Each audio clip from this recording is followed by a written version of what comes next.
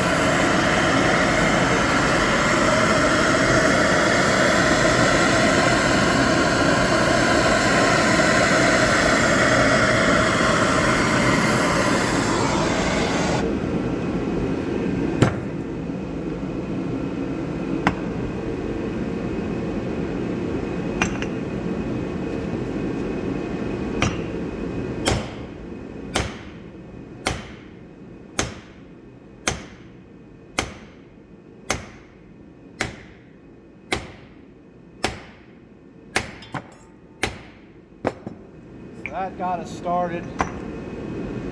Got it dropped down a little bit. Then we're going to take the vise and put the jaws up on these edges of the knuckle so it'll drop the bearing down the rest of the way.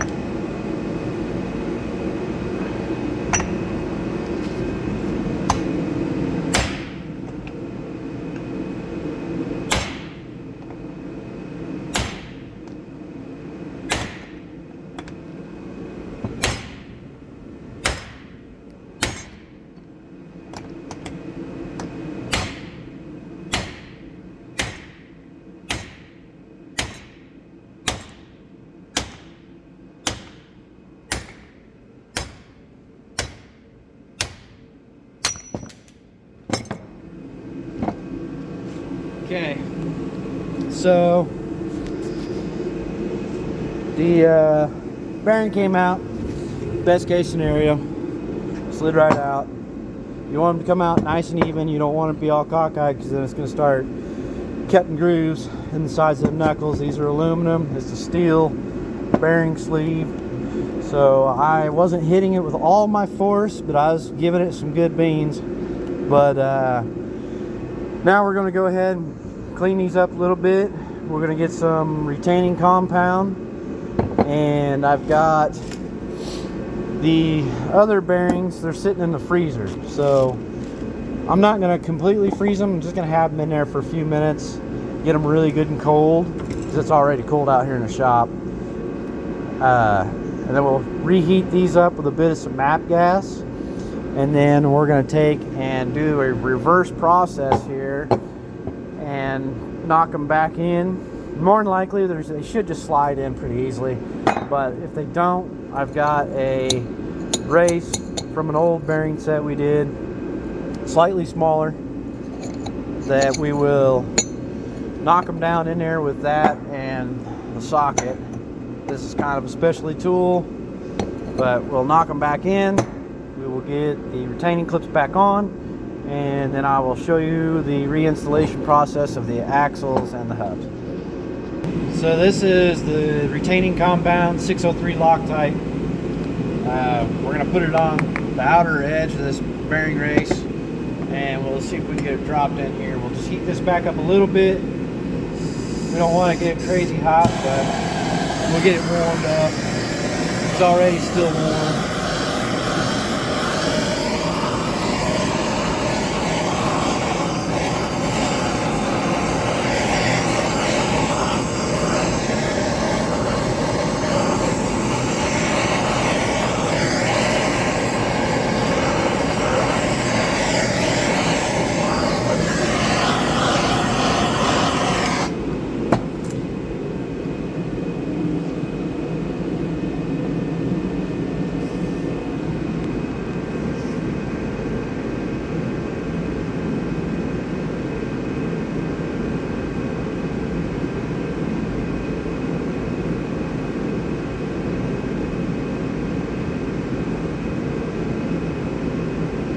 Pretty generous with this stuff.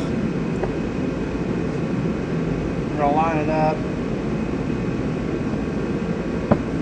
about as even as possible.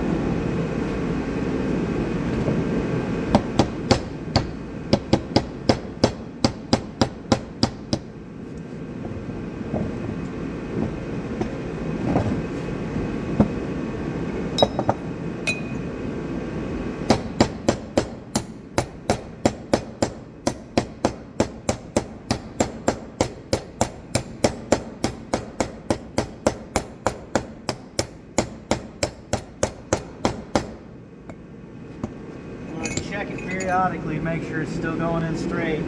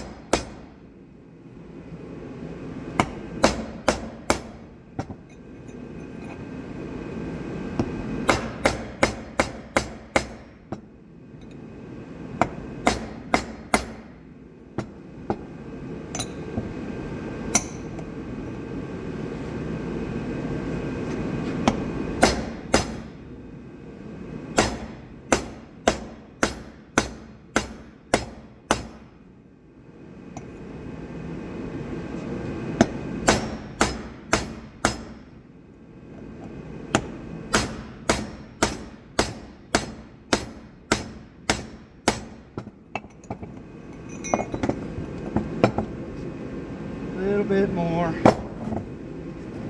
Almost there.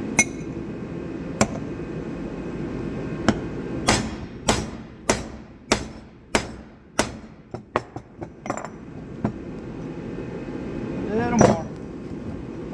Trying to make sure that I don't go too crazy with it, but we want it to be seated down.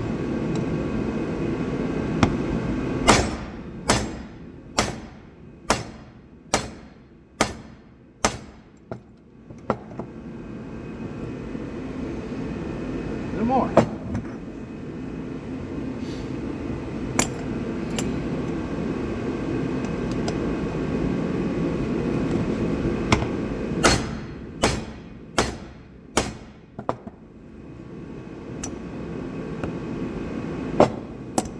You can use a press if you got one on hand. We ain't got one on hand anymore.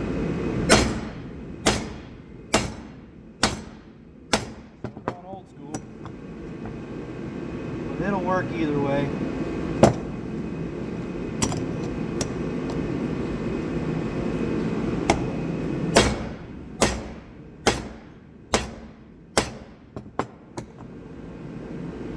Main thing is to hit it on the outside of that bearing race so you're not messing up your bearing ball or the inner race.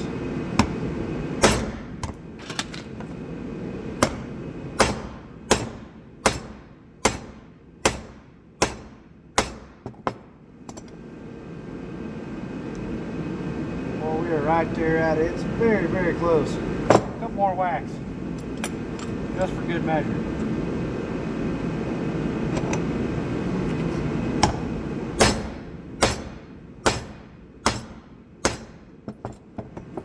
Looks like our little tools come apart.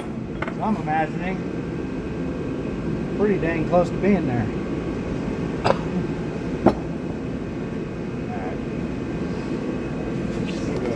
Seated in there.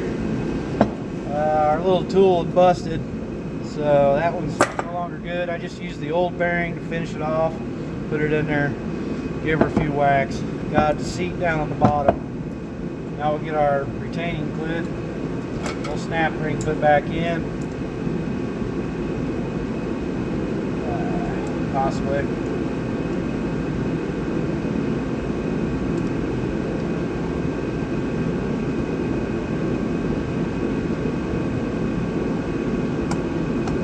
Like that. Snap rings back in. Now we'll go ahead and get this other one installed, and then we'll work on getting the axles and the knuckles and hubs put back on the machine. Alright, you ain't got it.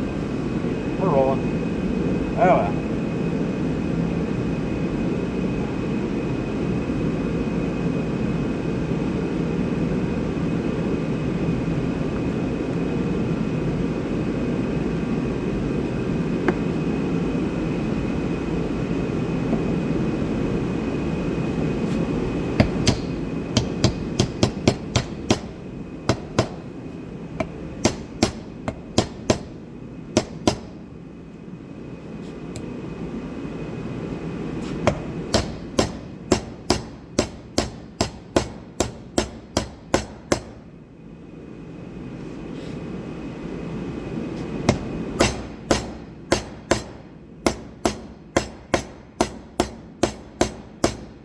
So we got us an axle to replace with. It's a Rhino brand.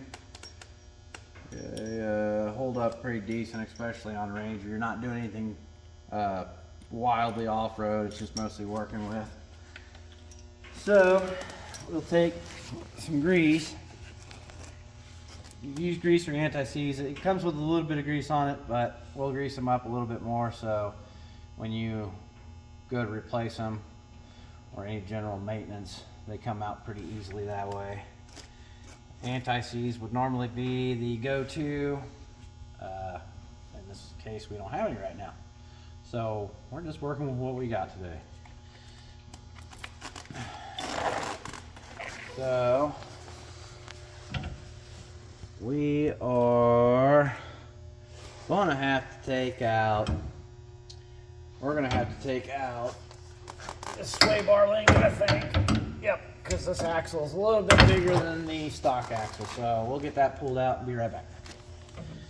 Okay, we've got the sway bar link loose, and those were 15 millimeter nut. Sway bar, we just pushed it up out of the way. Now, we'll go ahead and see if we can get this axle installed. So you're going to put it in here, you're going to line the splines up, and then just kind of reversed order of what we did earlier to take it out. You're going to push and pull. We might need to grab our dead blow. Nope, she slid right in. So it's just like that. Just a pull and push motion. Slides right in, no big deal. Seeing how I had to take that in-bar link off, I'm going to go ahead and slide the other axle in, and then we'll come back and I'll show you the reinstallation process of the knuckle and the hub.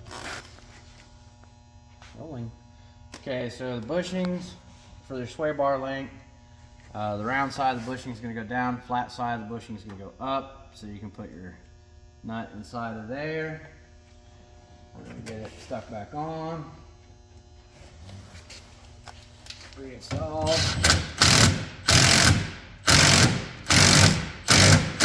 Torque spec, tight is tight. Then our hub, we will slide our hub onto the axle. It has our new bearing, or this is our knuckle, apologize, the knuckle. It's got the new bearing on it. I'm gonna get it slid on, possibly. Maybe take a little grease from here.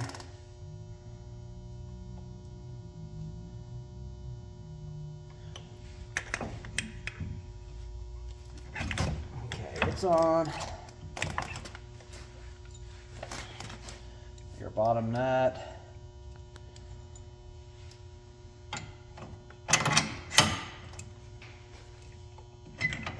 Forward towards the front, that's how they came off. Washer, nut, she's on. Bring our top A-arm back down. Let's do a little bit more grease. Slide her on here.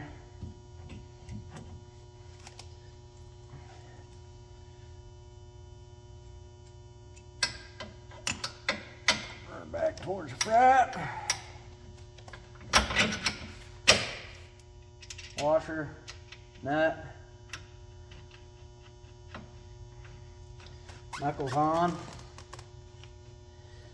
and we've got the hub. So the hub's got splines. You want to try and line them splines up and make sure that everything is seated just right. Put a little of that grease around that hub, and don't force anything, make it slide on. That's what we want, just like that. And that's going to be followed by washer, nut. So we will crank all this down to torque spec.